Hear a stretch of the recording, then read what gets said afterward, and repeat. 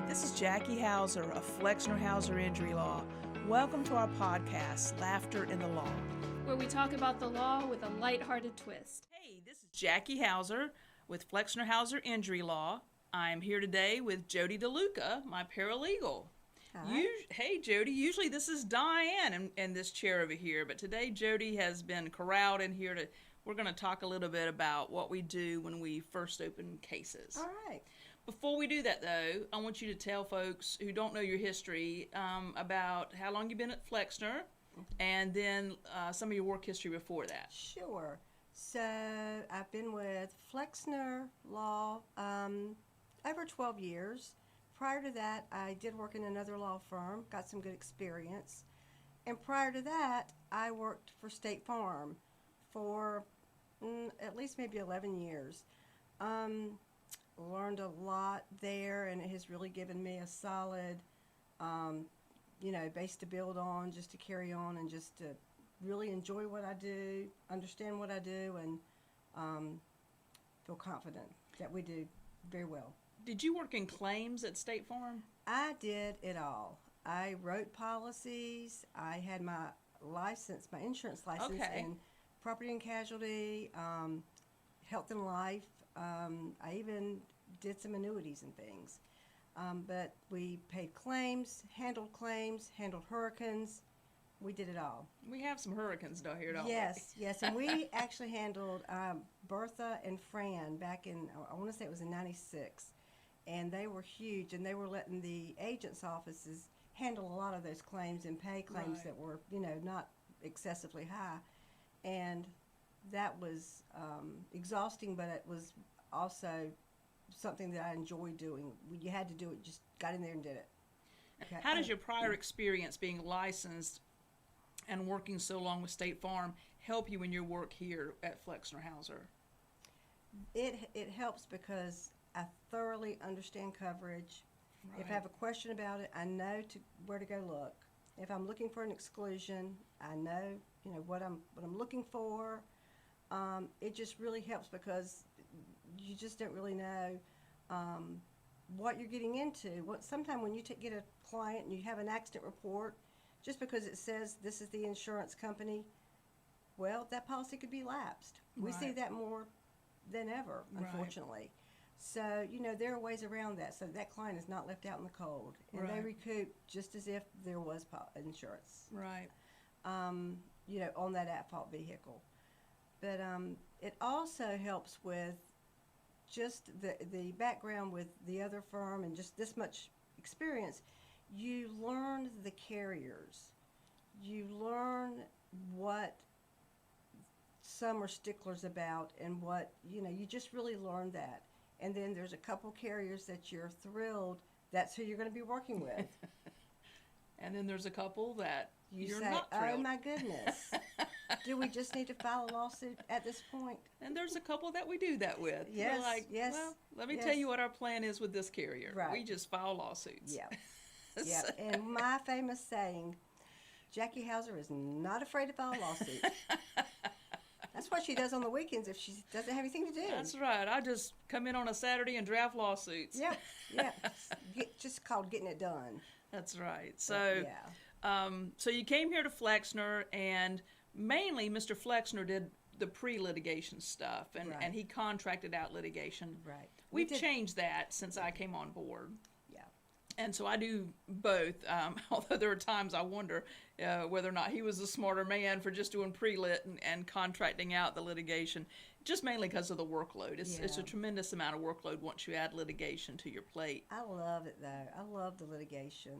It's, I do. I mean, it's just, there's never a dull moment. True. True. We get a little bit behind, we get caught up, but we never get behind enough that it affects our client. Yeah, absolutely. So our client is always, we know what we've got to do, what are our priorities that day.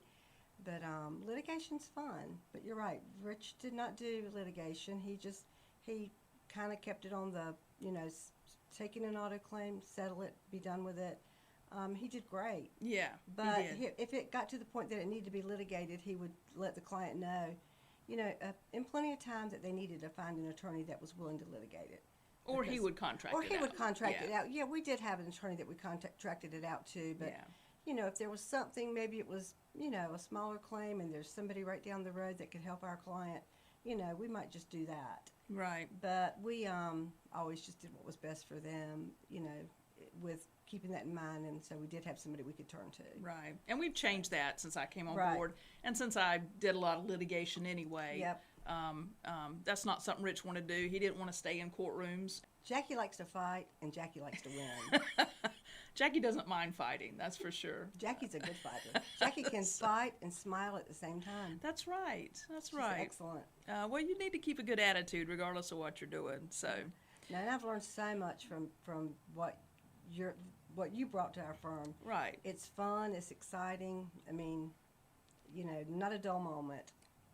Well, hopefully not. Usually we get to work and we turn around and it's 5 o'clock. It's true. Yeah. It's true. But it's pretty exciting because you get some amazing results. Yeah. And I get excited if that adjuster calls in and I know they're calling in on, Jane Doe's file, and I know that this might be the big offer. I'm waiting outside the door. I'm hawking Jackie to find out what did we get. That's right. That's right. Let's talk a little bit, in the little bit of time that we have left, about. I kind of wanted this podcast to focus on not only you, because you're the voice they talk to whenever they first call in. Usually that's they get you, and then whenever I set up the file, you're usually the first person who touches the file after we get it set up. And so we're going to talk a little bit about that process.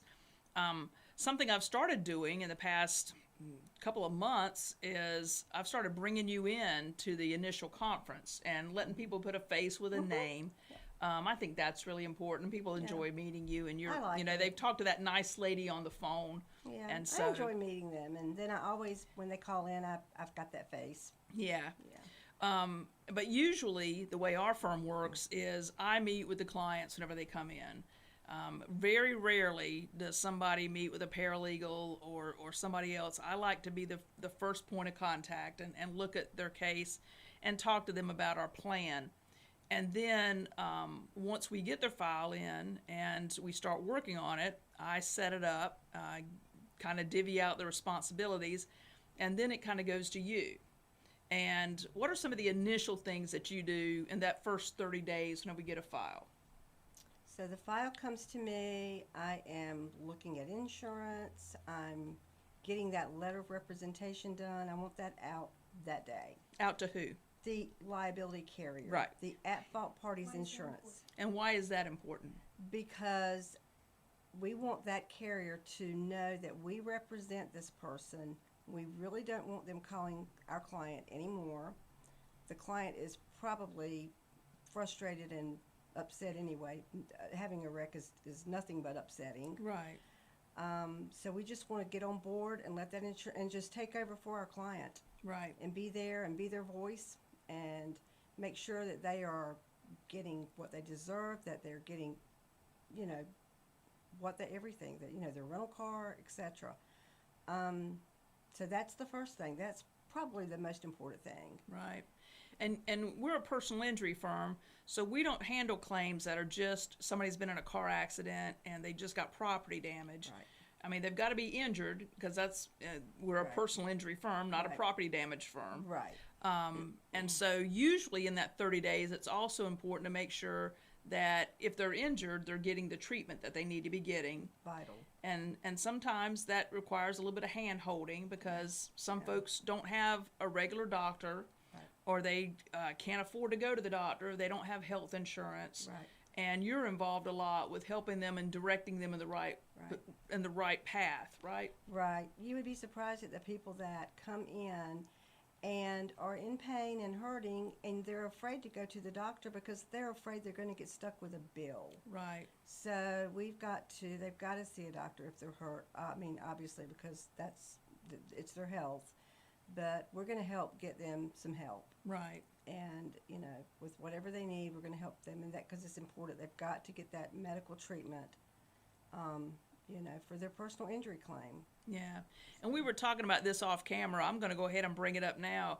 Every month, at least once every 30 days, we have a case review. We sit down we try to keep it under an hour because we go fast, but usually it's an hour and a half, might be a little bit longer, where we go through every one of our personal injury cases. And the reason we do that is because we want to make sure that every file is touched every 30 days. Right. Now today we found a file that had slipped through the cracks. It was a new case.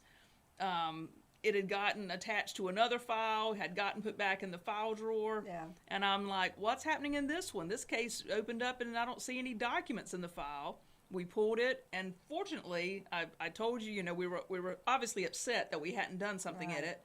Right. But at the same time, I said, this is exactly the safety net that we have in place. Right. So that every 30 days, we've touched every file. Right. So we are on it. We got on it. Oh yeah. And in this case, it didn't. There was no harm done whatsoever. Right. It was a bit of a unique situation with the event that occurred. So it bothered us because that's not our style. And it's a repeat client. He knows how good we are, and he loves us. And that's probably one reason that it got tucked away, because it's like, this guy, oh, he's a sweetheart. I'm going to work on him tomorrow. I can't do the liability today anyway. Mm-hmm. But, it happens. But like you said, that case review, that solves that. So just do your case review, and you're not going to have any problems with that. But generally, that doesn't happen. Generally, that letter goes out within 24 hours. Those first couple weeks, you are talking to the clients a lot, those first couple weeks, to make sure that their treatment plan is in place. Right. We find out what the doctor or what the ER has said about what they need to do, what tests they need, and then we follow up with them and make sure that they're getting the treatment they require. Absolutely. And, are they at a point that they maybe need physical therapy? They may be in too much pain when they come in. Right. But we want to ask, not that we direct their medical care, but, you'd be surprised at the people that have, a broken ankle and never have any physical therapy. Right. I mean, you've got to kind of let these people know what maybe they need to ask. Right. Absolutely. So. And there's folks that, because they don't have health insurance and don't have a medical provider, just don't know which way to go. They don't, because some people just never go to the doctor unless they're sick. I mean, it's just, that's how it is. Right. But, so it's a new world for them. So those first 30 days, you're really involved, and I'm kind of monitoring in the background. We make notes in the file. Anytime a client calls in, they can always talk to me. And if they do, I usually pull up the file, and it's Jodi's notes I see about what's going on. But typically, you're the one that's really driving that file those first 30 to 60 days. Mm-hmm. We're watching your treatment. We're monitoring treatment. If there's any problems with insurance, if there's any problems with coverage, I get involved. And then, whatever route the injury takes, it may just, I don't mean by just, but it may be a soft tissue case. You get some physical therapy, you recover, your shoulder, your ankle recovers, your knee recovers, and then we're ready to pursue settlement. Right. Or it may develop into something more serious where you need surgery, and we don't know that until we get into the treatment and into the diagnostic tests. And certainly we keep that monitored in our file as well. Right. But Jodi's always part of the process. She's the best asset we have in this firm for our personal injury side. I've told her that she can't retire until the day of her funeral, and I mean that. It's a deal. That's a deal. And all of our clients love her as well as the adjusters. I mean, we try to have good relationships with the carriers as well, even though we know, we don't agree with some of their philosophies. You still don't. You get more flies with honey than with vinegar. So. It's true. She has a great relationship with the adjusters and with our clients. Jodi, you deal so much with the clients. I know that you have some great stories about maybe your favorite clients or a favorite case that you remember. I do have some clients that I'll never, ever forget. One of my favorites was an elderly lady, still working. She was driving to work one night. Driving home from work, She was driving home from work, and it was dark, and lo and behold, a log truck was sitting crossways in the highway. Oh, wow. She ran right under it. Yeah. it was a horrific injury. She recovered. She recovered. She went back to work. This lady was almost 80 years old. Just the spunkiest thing. Sweet. Loved her. We got a great recovery for her. She deserved every bit of it. And it just did my heart good. I just love people, and I don't know, there's always something special about, everybody has something special about them, but there's always something special about an elderly person that's, trying so hard. Anybody really, but that's one of my favorites. And then I can remember some young clients that were really struggling that, once we got through the hard times with them, with getting them better, ultimately getting them a recovery, it just, to see them smile. Yeah. And just to let them know there is light at the end of the tunnel, and they'll get back on their feet. It feels so good to help people, It doesn't does. It really does. And it sounds cheesy maybe, but it's true. It's a good It just day. makes my heart feel so full to be able to help somebody. Yeah. It really does. Yeah, Disbursement Day is such a fun day. It is. Yeah, It I wish we had those every day of the month, I because they are fun know. days. It is. Yeah. To see someone who's been injured and they get their recovery that they deserve, and you've been able to help. Yep. And then we've all been a part of that team. Yeah. Oh, it's fun. It's fun. Everybody has a part of that. I mean, everybody. And Yeah. I may not see them on disbursement day. I'll see them going to their car. But, we are so busy that I've worked hard on their file, but then they come in and, they meet with our office manager who goes over everything, explains it thoroughly to them. Sometimes I'll pop my head in and just butt in. Yeah. But not always. But, yeah, it just feels really good. Yeah, absolutely. Yeah. So that first 30 days or so, you are the most popular person in the office. Every call is for Jodi. At least Lucky me. That's what we think anyway. I know that's what you think some days, Woo. isn't it? Woo. It's okay. I love it. I do get a lot of phone calls. A lot. They have a lot of questions. It's a lot.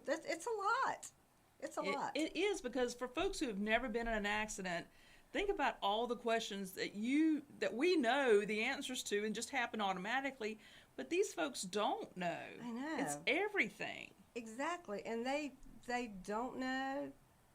I do know, and there was an accident in my family, in my immediate family, on Christmas Day, and it was so consuming. And you went into paralegal mode. I went into paralegal mode. But what if you hadn't have been a paralegal? What if you hadn't have done this for a living? How frustrating it would have that been so frustrating. I Yeah. would have just been it was frustrating anyway. So Yeah. I can imagine if I didn't know Right. what I was talking about. And I really appreciate our state troopers and our officers out there doing their job. But as I stood at that wreck scene, that trooper said a few things that actually are really not how it goes. And he doesn't do that every day, but he was trying to help with a few of the Right. questions that came up. Right. And I didn't say anything, but you're right. And these folks don't know. And maybe Right. they go with some advice they were given that's, that nobody meant to give them the wrong information, but it just, wastes their time and Right. just makes them frustrated. So you do get to be the most popular person. Sometimes, though, and this is going to happen in any office, we can't take all the calls. Right. Our office policy, though, is we're either going to call you back by the end of the business day, or if it's later in the afternoon, we're going to give you a call back by the next day. That's our policy. We don't let calls stack up. I try not to let emails stack up as well. Sometimes they get buried in the inbox, but we try not to let those stack up either. That's, we know it's important to communicate, and we've stressed that. That's part of our policy here in the office. And so Jodi does a great job.